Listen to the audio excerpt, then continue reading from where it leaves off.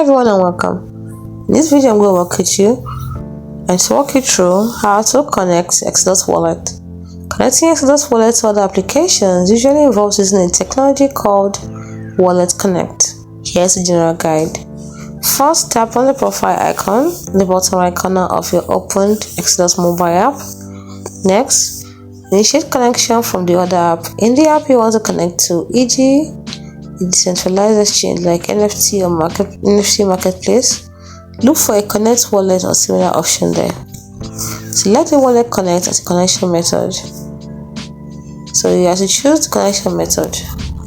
Now you can choose a QR code. The other app will display a QR code. Let's just tap the QR code icon in the top right corner and scan the code. The other app may provide a connection link. In Exodus, tap the paste connection link text field and paste the link. It's also asked to confirm the connection. Select the portfolio you want to use. Slide to approve the connection.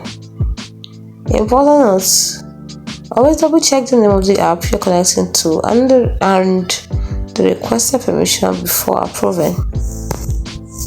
To disconnect your wallet from an app, go back to the Web3 section in Exodus and tap on the connected app, then tap disconnect.